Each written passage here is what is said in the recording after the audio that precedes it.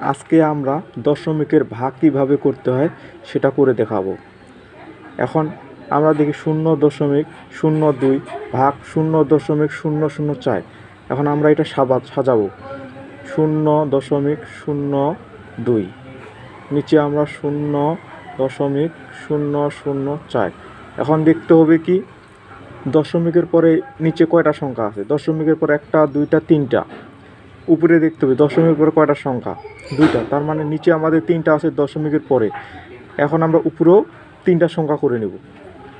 তাহলে এখন দশমিকের পরে কয়টা সংখ্যা হইল, 1, 2, 3টা। এখানে দশমিকের পরে কয়টা সংখ্যা হইলো, 1, 2, 3টা।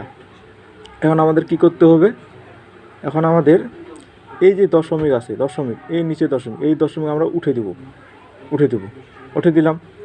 এখন উঠে দিলাম যেহেতু, তার মানে সংখ্যা এই যে 2 এর আগে এইদিকে 0, এই 0 দাম নাই। তার মানে যেহেতু দাম নাই, তাহলে হবে এখন কত হইল 20। তার মানে এইদিকে 0 দাম নাই, কিন্তু এইদিকে 0 দাম আছে। তার মানে 2-এর পর 0 আছে, তো 20 লিখলাম।